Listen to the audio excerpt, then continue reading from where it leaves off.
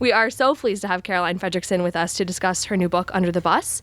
The book really is a fresh take on women in the workplace and one with really entirely different ideas from other recent books and think pieces. As we continue to think about how to help women in the workplace, books like hers, which look not so much at women who have many choices and opportunities, but at women who are struggling with sort of core benefits, are really a vital part of the conversation. Her book outlines a damning trajectory of special interests consistently excluding women from laws and initiatives aimed at ensuring decent wages and working conditions. She's the president of the American Constitution Society and is a senior fellow at Demos. She has been published widely on a range of legal and constitutional issues and has held quite the variety of other positions. We're so pleased that she's here with us to tell us about her new book. So please join me in welcoming her to Politics and Prose.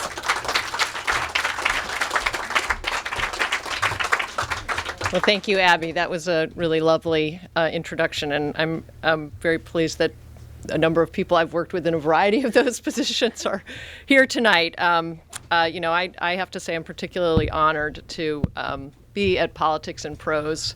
This is such a fabulous bookstore. It's been such an anchor for DC for so long, continues to play such a vital role.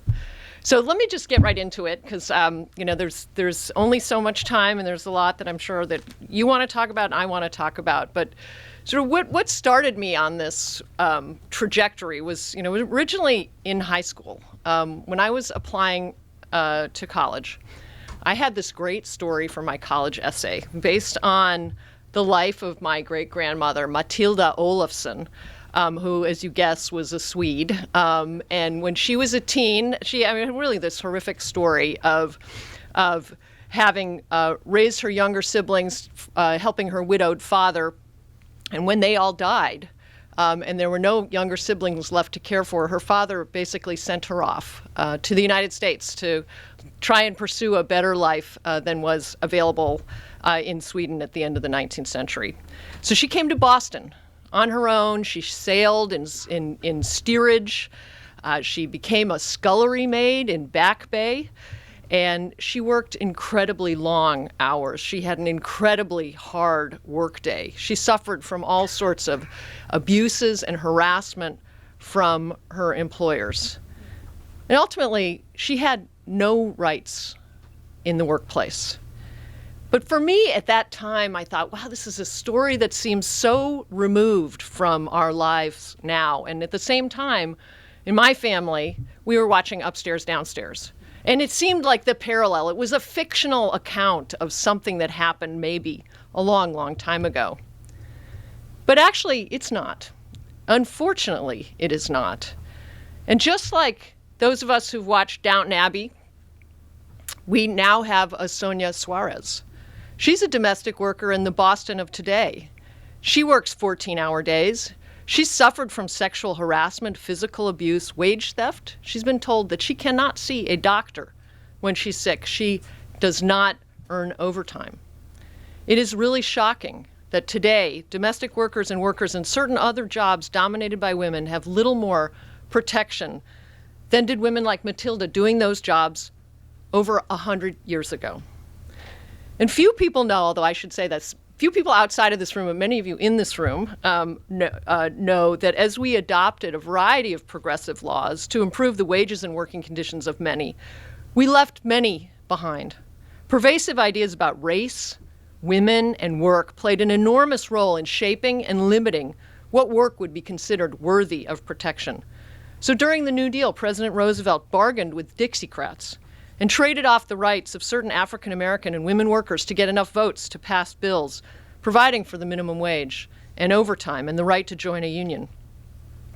And in response, or maybe as an explanation of how this happened, there was a senator known fondly as Cotton, Ed Smith, who complained about everything that had happened in the South after the Civil War. And he particularly objected to the new laws that were coming, that Roosevelt was proposing. And he says, "And last of all, this unconscionable, I shall not attempt to use the proper adjective to designate, in my opinion, this bill, the Fair Labor Standards Act. Any man on this floor who has sense enough to read the English language knows that the main object of this bill is by human legislation to overcome the splendid gifts of God to the South." This is from the congressional record, so this is not something I'm making up.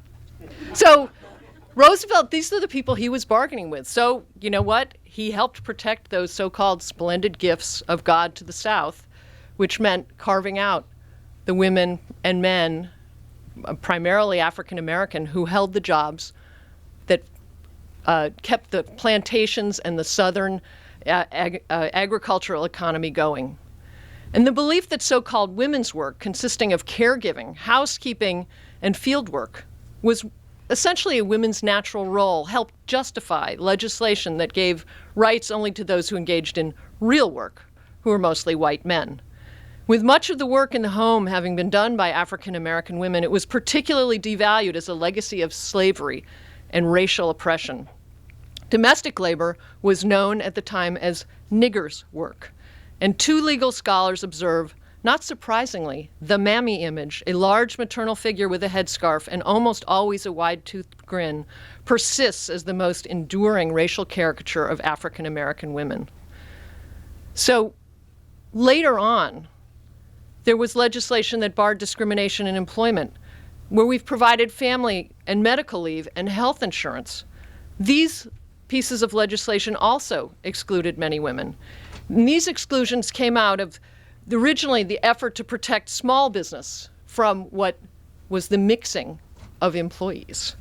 During the consideration of the Civil Rights Act of 1964, members of Congress lamented the burden that would be placed on the small employer and waxed poetic about the personal relationships that exist in such firms. And speaking on the floor of the Senate, Senator Cotton, they're all named Cotton. There's another one named Cotton now, and I keep wondering if he's related, because he seems to be. But the Senator Cotton said, when a small businessman selects an employee, he comes very close to selecting a partner. And when he selects a partner, he comes dangerously close to the situation he faces when he selects a wife. Some of the conversation in the congressional record was even more explicit than that about the racist background for the small business exclusion in these bills. But these are what became a template. And I actually, as I mentioned in my book, I worked on Capitol Hill. I worked for Senator Daschle with some friends who are here. We worked on legislation. And I worked on a bill called the Paycheck Fairness Act. And I have only really thought in recent years about what we were doing at the time in grafting on this piece of legislation onto pre-existing templates that had these exclusions in them. And we never thought about that. But these types of exclusions that came out of the 30s, out of the New Deal, and out of even the effort to provide greater civil rights protections, still had these exclusions, and we have not wrestled with them since that time.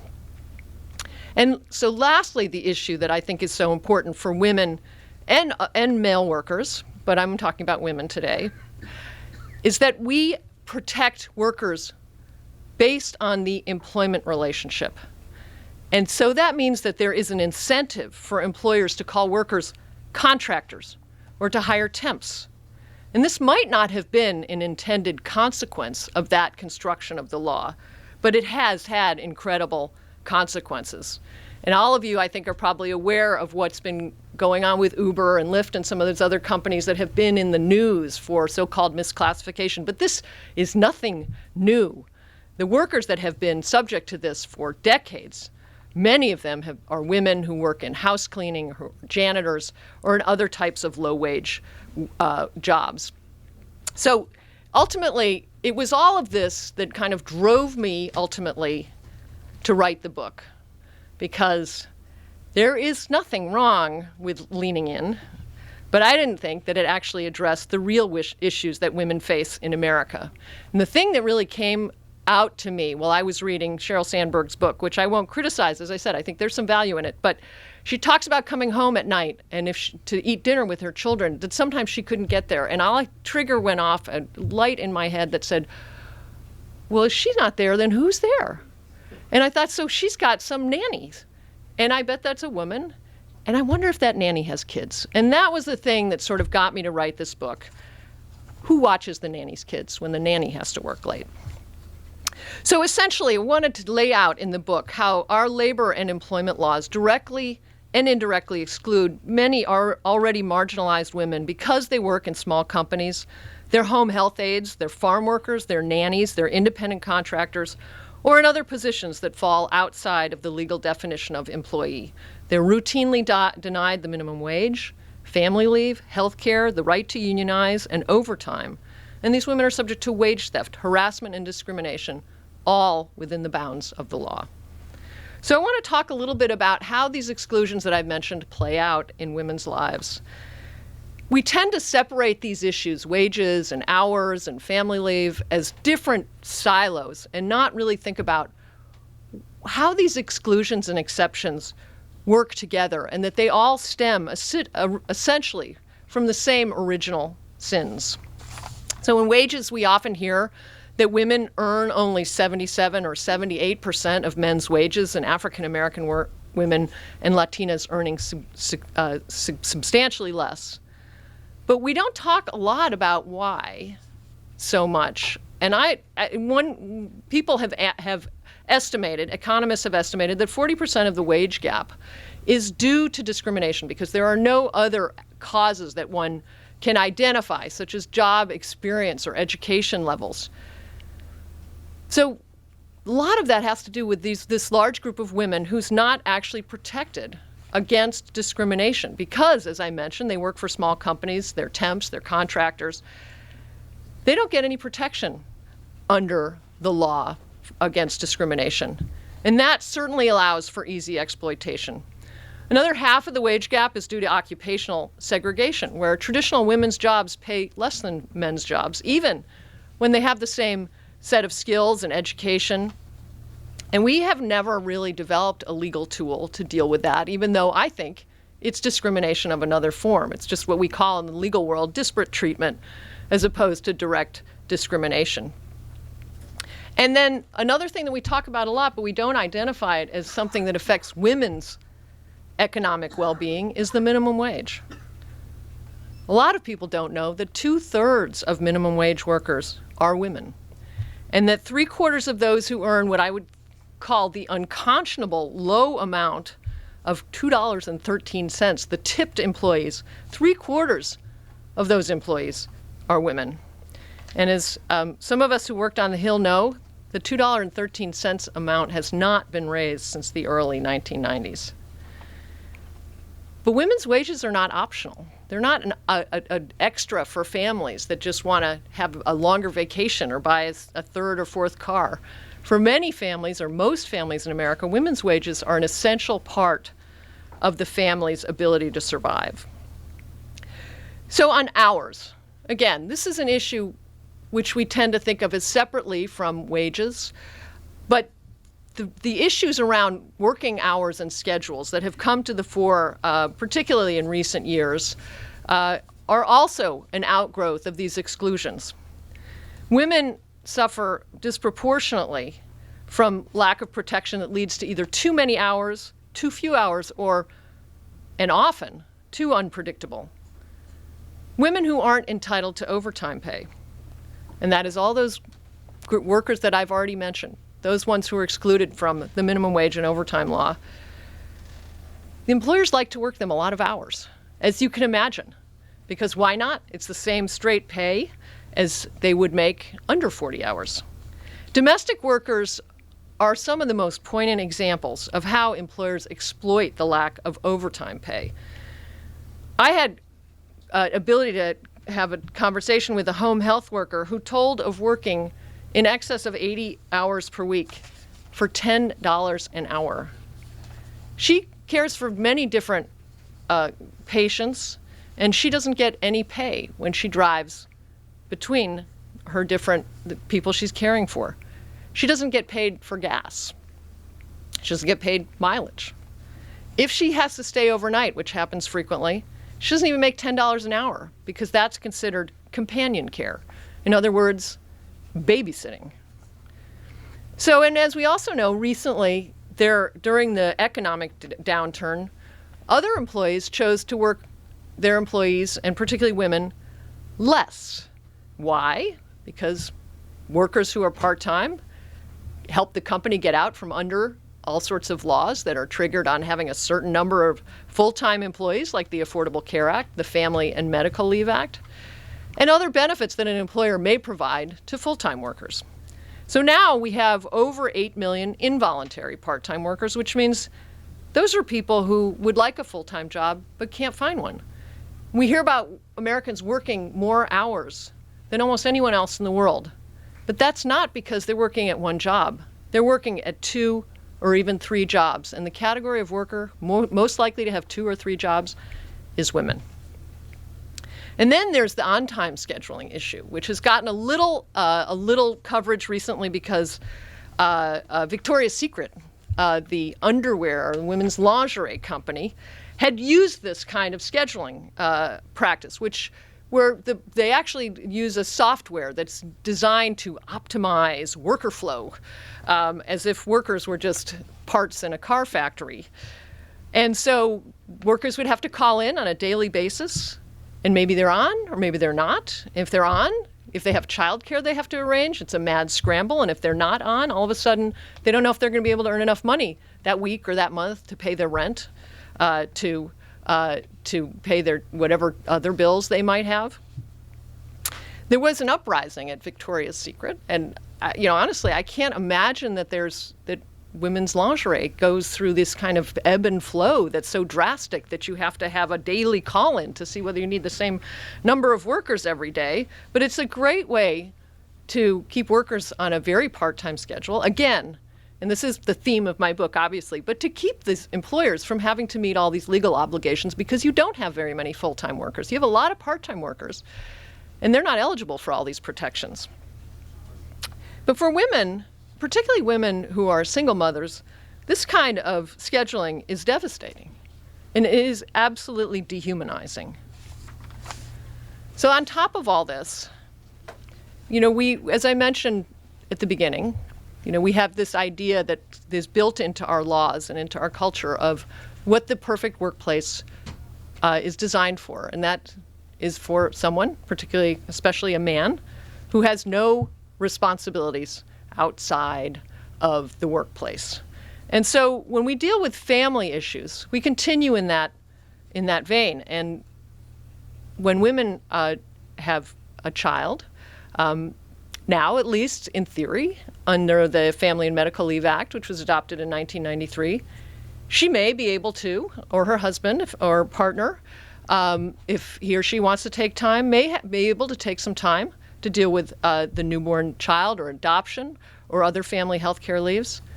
But here, almost more than in any of our other statutes, the family leave is limited to a very small number of employees. So first of all, it's large companies with over 50 employees, and the employee must have worked at least 1,250 hours in the previous year. That cuts out about half the workforce right there. And those who are most likely not to be covered are those who most need it: younger, low-wage women of color. So Samantha, and I should say, and it's unpaid. So a lot of workers will opt out because they just can't afford to go off and not earn money. So Samantha, for example, who I had a chance to interact with, went back to work right after giving birth, despite having a very painful infection from a cesarean section. Other women discussed going back just days after difficult pregnancies, including complications from hemorrhaging, postpartum depression, and other illness. And of course, all of this puts a strain on women's ability to get their children to the doctor for vaccinations and to become comfortable with breastfeeding. So you'd think we would have paid family leave because almost every country in the world has it. In the United States, only 11% of the workforce has paid family leave, and that, of course, tends to be the majority of those with paid family leave are high-earning men. And I would just say one of the things that we should note is that there are 4 countries in the world without some form of paid maternity leave, and that is the United States, Papua New Guinea, Lesotho, and Swaziland. I think we can do better. I do think we can do better than that. Those are poor countries, just to, obviously, and we should be ashamed that we can't do better than that. So children then are, when they're born, if the mother is working, and women in this country work at very high percentages, need to be cared for. But here's another place in which our sort of image of the natural role of women and the structure of the workplace for the perfect employee, the single man, or the man without external obligations, really plays out. Little known fact, we almost had a childcare system in this country. We don't have one. We have very limited access to subsidized childcare, very underfunded, but we almost had a national childcare system. So this happened around the time of the Equal Rights Amendment. And there was a lot of effort and energy that went into came very close to passing the Equal Rights Amendment. Congress at that time passed legislation to establish a national child care system, which would have, after Head Start, would have expanded broadly access to child care for that was not income dependent, was a universal program. But then Phyllis Schlafly got involved.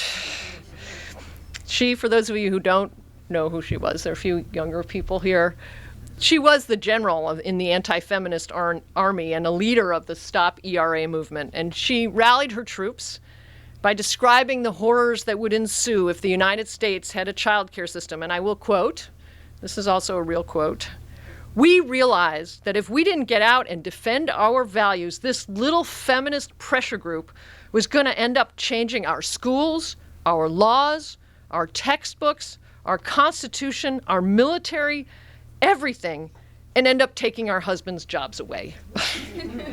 All from a child care program. So this is the vision of the perfect family that Phyllis Schlafly and her comrades in arms were fighting to protect. The perfect family where fathers work, have no external obligations, mothers stay home and raise their children. And that family is also white in her world. Nixon, as you might guess, vetoed that bill. So how does that play out in today's world? Well, I'll tell you about Alexandra Wallace. She could not afford the high cost of childcare, so she used what happens a lot with low-wage families, ad hoc arrangements. She had friends and family who would help out with her 3-year-old. And when she couldn't find anyone, she had to skip some shifts at the hair salon where she worked. She called in and said, "I just can't be there." And she got fired. Without any income, all of a sudden, she was eligible now to enroll her child in the state's subsidized child care. But because she lives in Arizona, which doesn't make it's not all that different from other states in this country, but in Arizona, they had radically cut the funding for the program. So there were far more children than there were slots.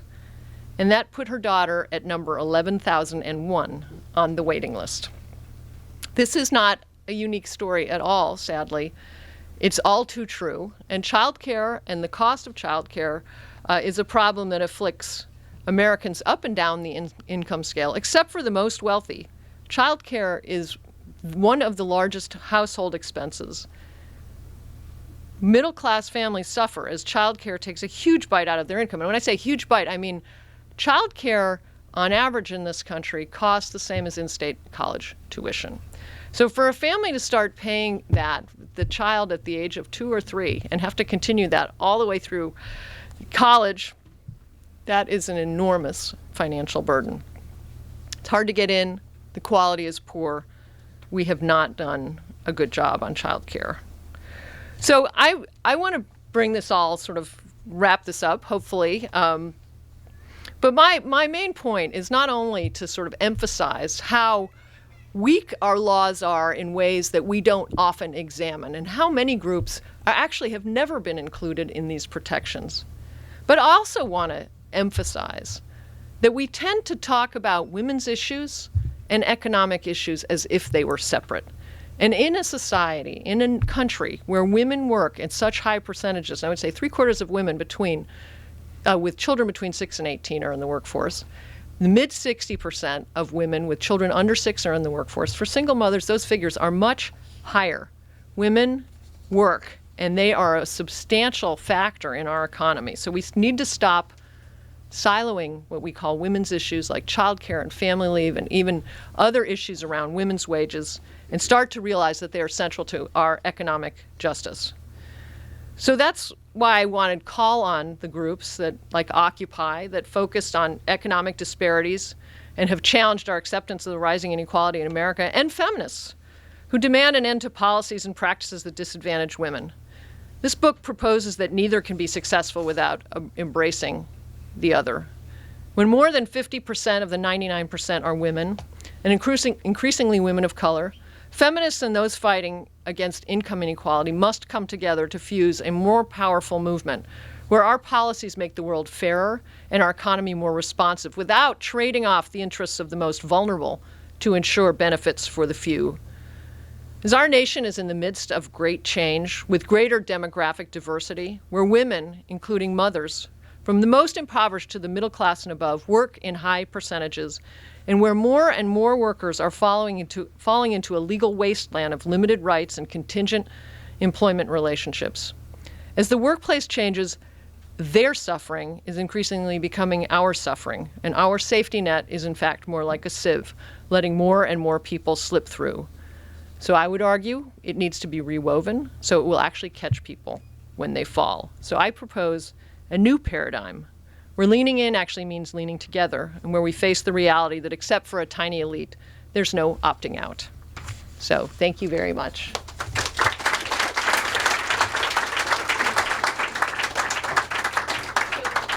We do have some time for questions. Please do come to our microphones here on the side and keep your questions as succinct as possible. Back in around 1620, remember some Europeans came over here, decided to expand their horizons in this part of the world.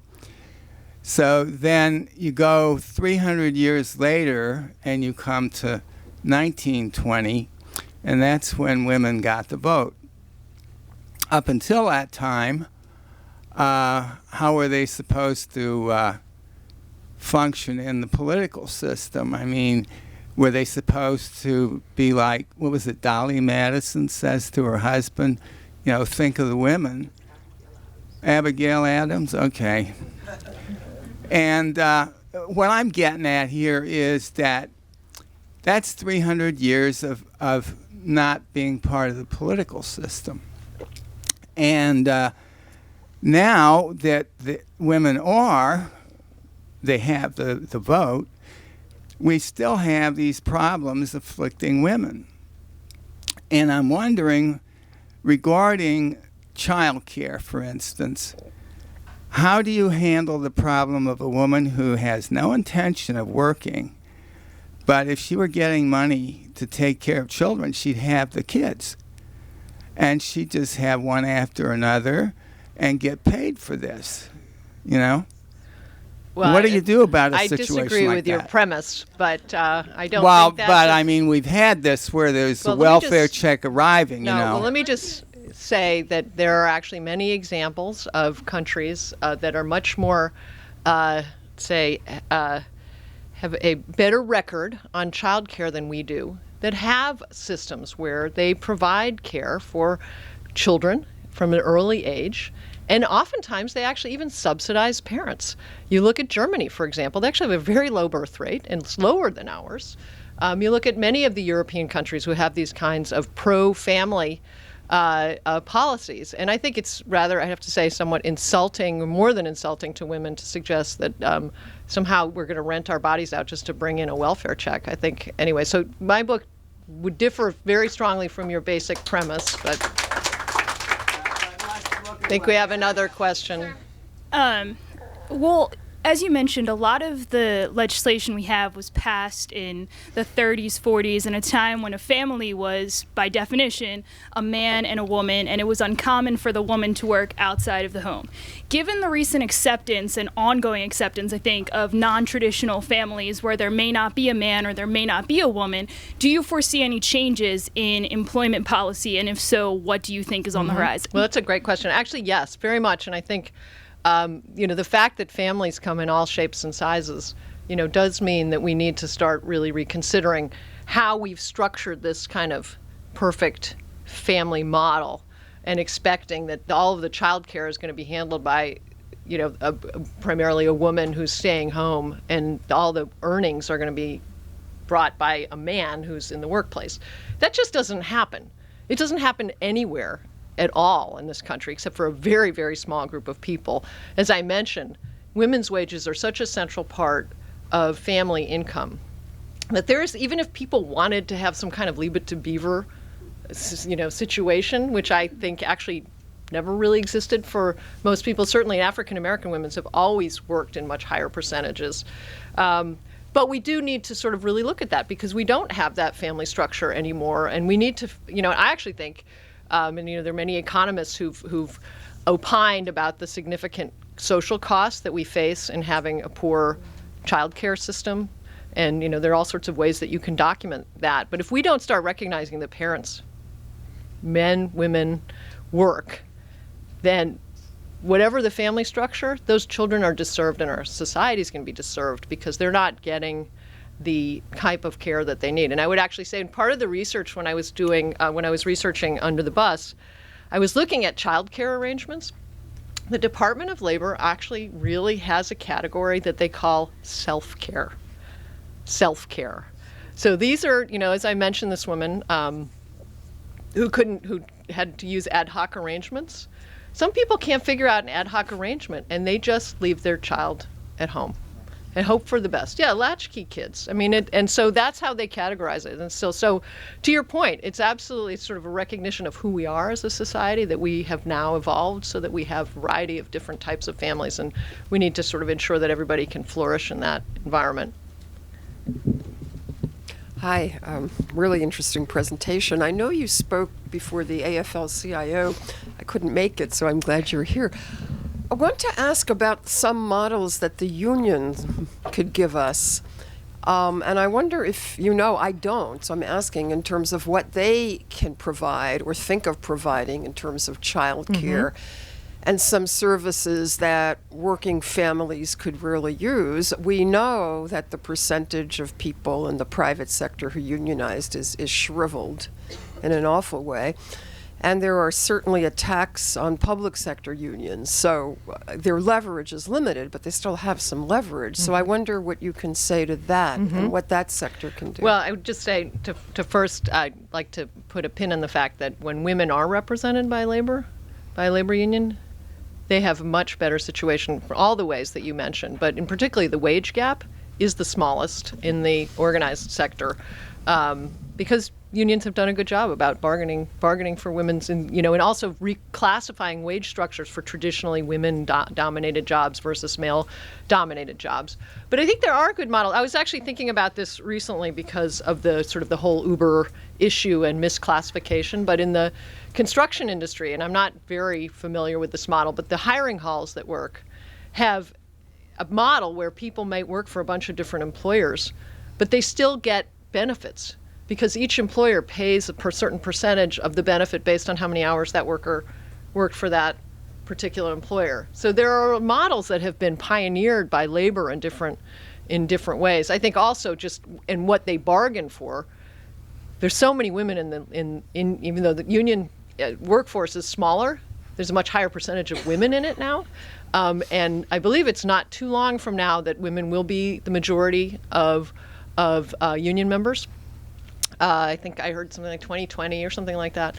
And that's partly because of the public sector and the teachers' unions and so forth. But a lot of that impetus for providing better child care and paid family leave and so forth in that comes from the fact that there are more and more women who are either members or who the unions want to organize as members. I'm a physician, and I'm curious. The medical system in this country is changing with the Affordable Care Act, the idea that money follows the patient so that older, frail, or disabled people can stay home instead of going into an institution or into the hospital. And there seem to be two models of the caregiving that's required in the home.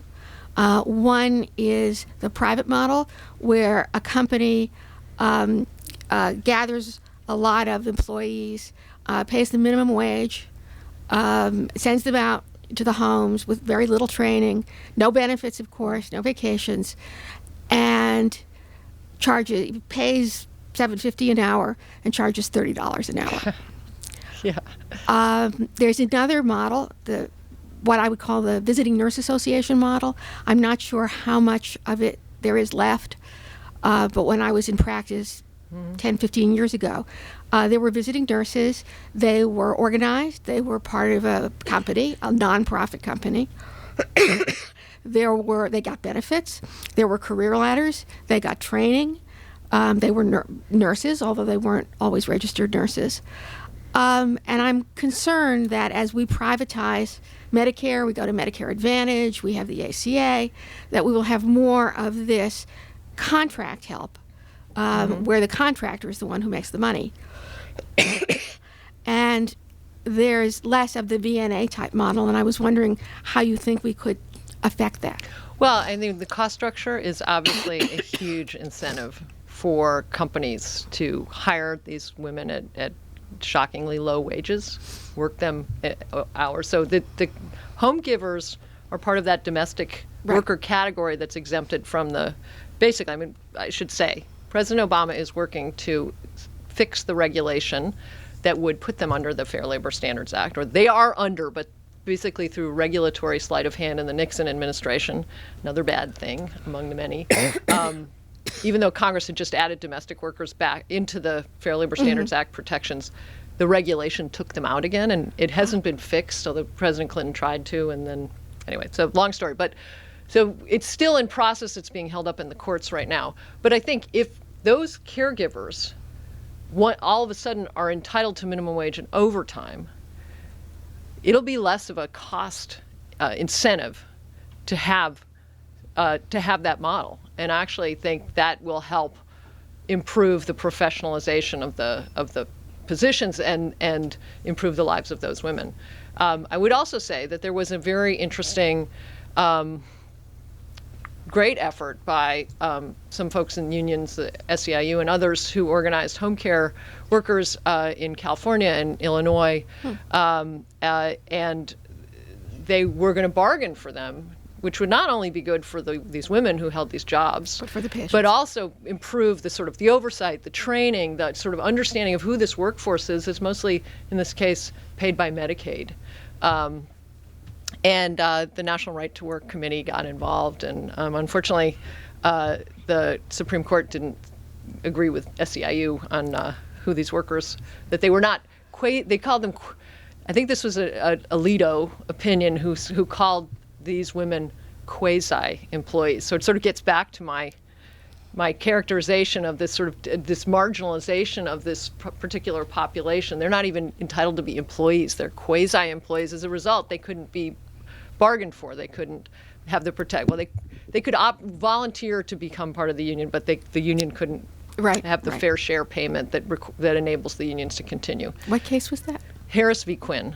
Oh, okay. So, I mean, anyway, but I take your point. I think it's a very valid, and one thing I also is a point around childcare, because childcare is also a very sort of underpaid industry, and as a result, you have often there are no standards for what a childcare worker, what kind of credentials he or she, and mostly she, would have to have. They make under $20,000 a year often. Sometimes they don't even have a college degree.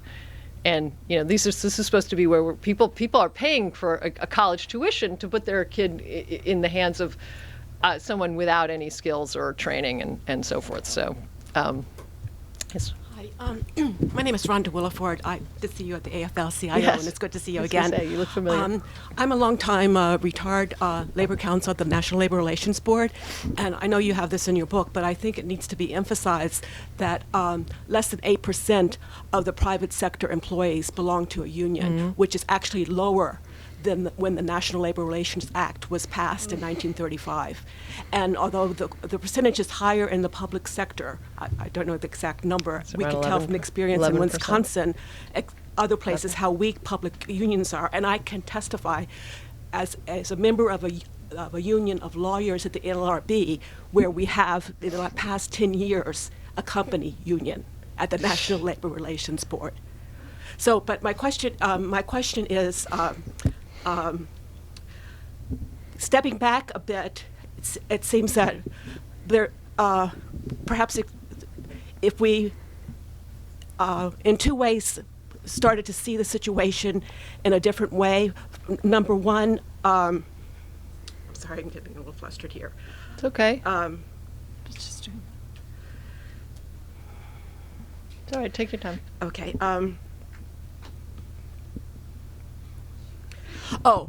My first, it seems to me that there needs to be a consciousness shift of the relative value we put on labor versus capital. Mm-hmm. It seems in our country we value capital and property so much in contradiction to how much we value labor. Yeah. And the more physical the labor is, like in many of these jobs you talk about, the more we tend to minimalize that, even though these people may be doing extremely valuable work, growing our food, taking care of our elderly, taking care of our children.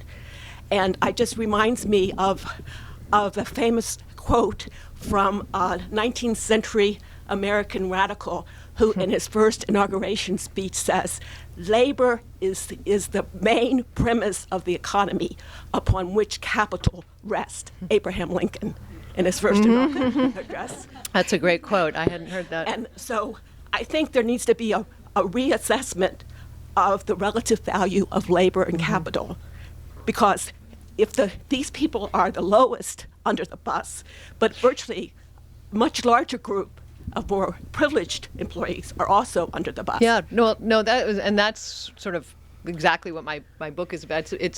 There is a much larger group of workers that are affected by these exclusions than we even recognize. And as we continue on this road of an increasing number of independent contractors, and numbers now say that it could be as many as 50 million Americans very shortly.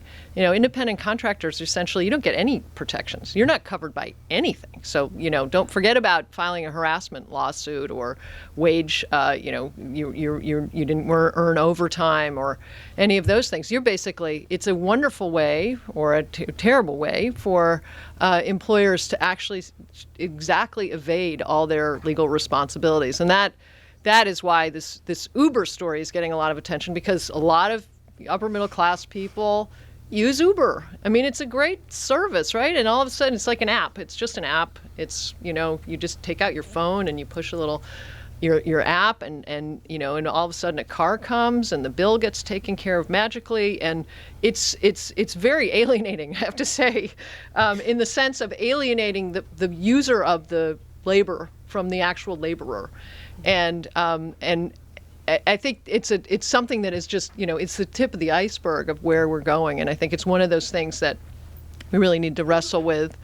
But, similarly, in terms of your, the valuing of labor over capital, this is the thing that I find really troubling about the whole sort of just-in-time or on-demand scheduling world, because it really is modeled on which I think was pretty inhumane in the car industry. Maybe my friend who worked at UAW can say this, but it's already alienating enough where workers are kind of working on a car as the car parts come in, and but this is using actual people in the same way. So trying to match them to the flow of how many brassieres you think you're going to sell that day. I mean, it's just so crazy with Victoria's Secret, but it's a widely used technique, and it's all software driven. And again, it's easy to sort of use technology as a way to alienate all of us from the actual exploitation that goes on. But I think we have a question over here.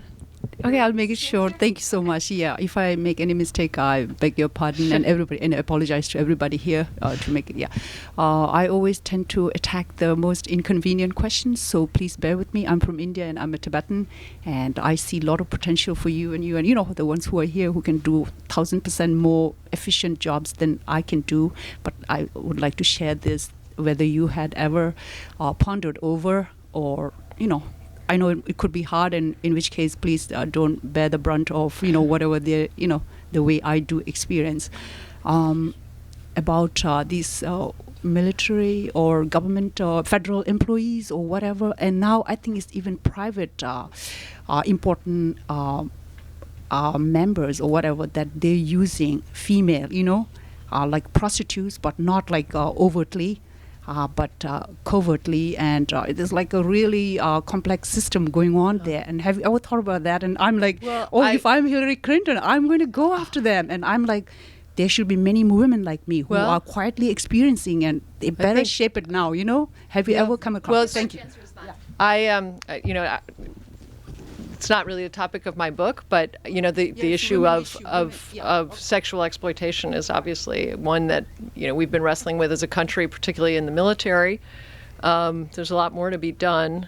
I agree that it's a very important issue. It's sort of my next book. I wanted to add more about sort of reproductive rights as an element of economic justice, but my publisher thought that it was going to get too big. So that'll be my next book. But yes. Thank you very much for your talk. It was great. I'm a former work-life professional for a Fortune 100 company, and I spent my days doing wonderful policies and programs to enable working adults to more effectively balance their responsibilities. What struck me in this role, however, was the absence of government. And I think you have such a unique role, having come from Congress, to speak to, you mentioned the Equal Rights Amendment, women not having constitutional equality, not being formally recognized by our government as equal citizens. Without that sort of structural underpinning, to have these kinds of discussions, what is the catalyst to actually move government beyond a bunch of studies and research and books that prove the same scenario over and over and over again, for them to actually respond and do something? Like, it just I think the best answer to that is organize.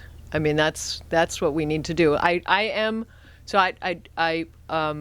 book's not as bleak as it sounds. It's really more optimistic. But one of the things that I have been heartened by is what has been going on at the state and local level.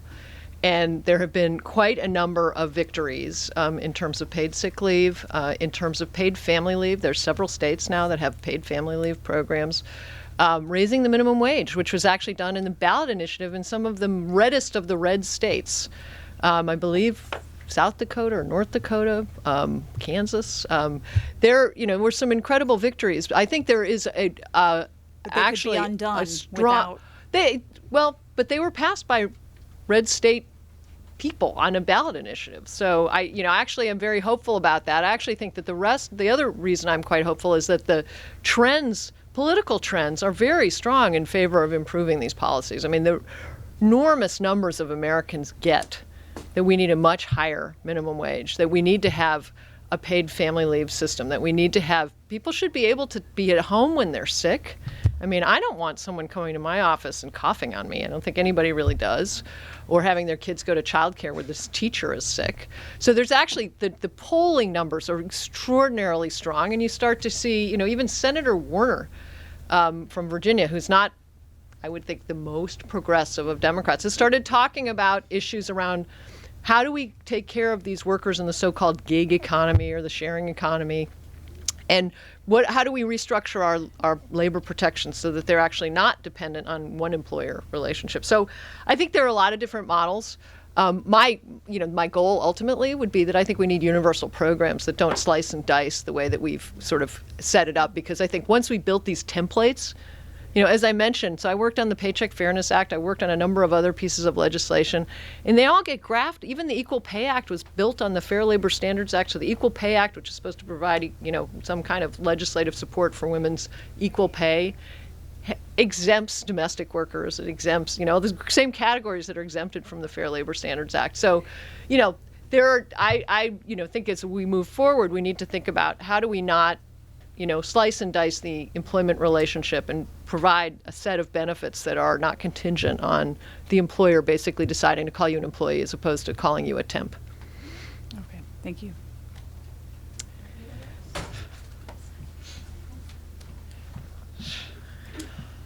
I was reflecting on what you said earlier about the just volume of family wealth that goes into paying for childcare.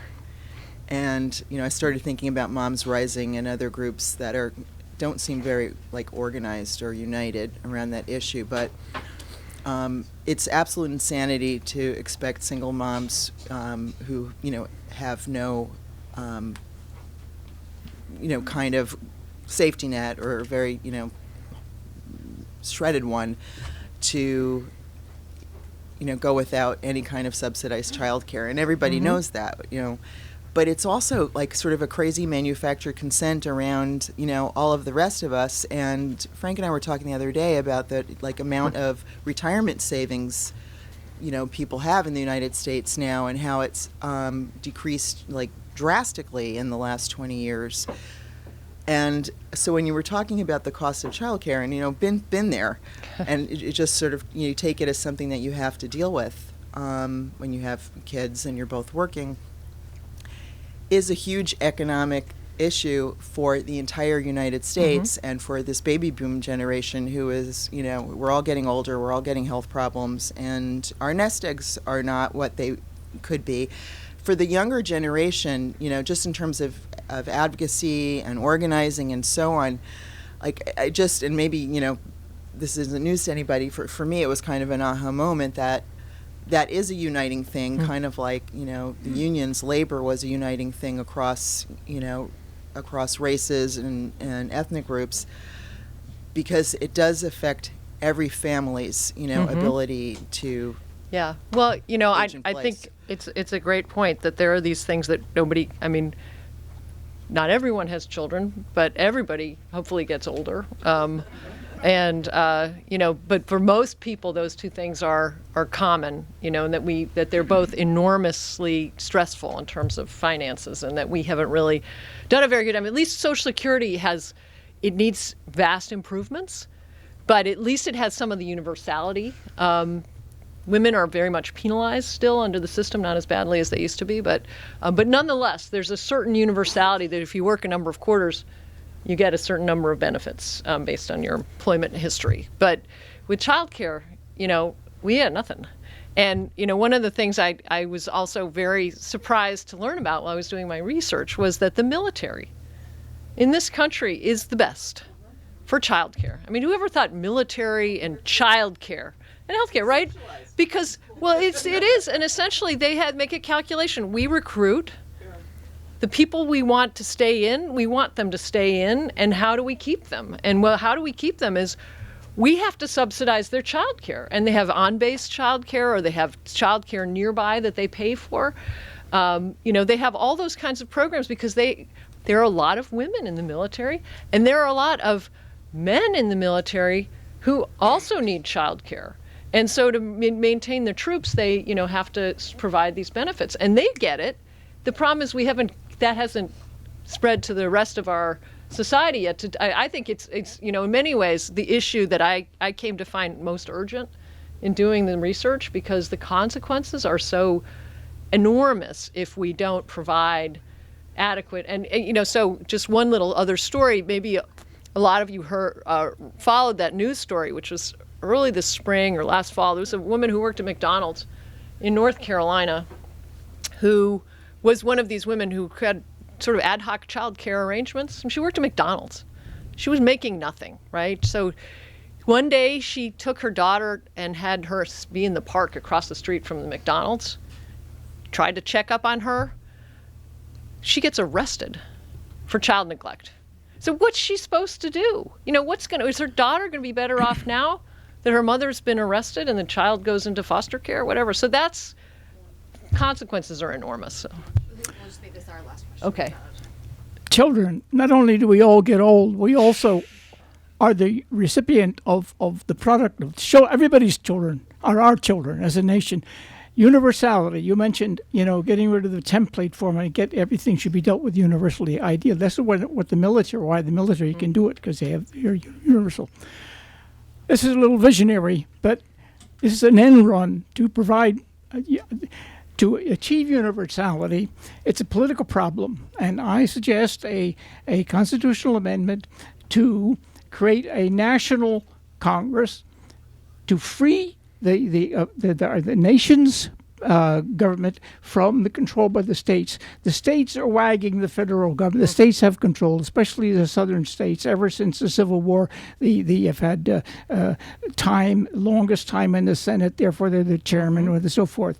They have disproportionate control, and I think that the umbilical cord needs to be cut. One way to do it is to have as California does have, and Britain does have a bipartisan commission to no gerrymandering, and the Census Department will draw senatorial boundaries. 100 senatorial regions of the Northern Plains, the Middle Plains is one senator. I take your point, and I think it's an absolutely central one, and that is that our democracy, whether it functions or not, is the way that we're going to achieve economic justice. And I think, friends here who work on voting rights and redistricting, we need to ensure that system is fair.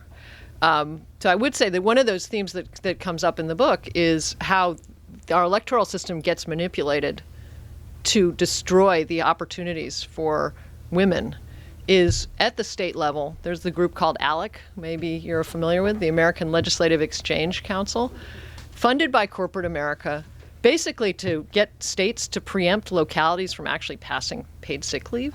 So much for local rights and all of those sort of things that you hear about from the right. But it's this, the idea that when you have a democracy that's crippled and where money has vast amounts of influence on how our democracy gets exercised, the same vulnerable groups who've always suffered under our democracy are the ones who get hurt even more. So that's why I do tend to want to focus on the states and localities, because right now that's where the action is, both for the good and for the ill. But thank you for your question. I'm glad you brought that up. Thank you. Thank you.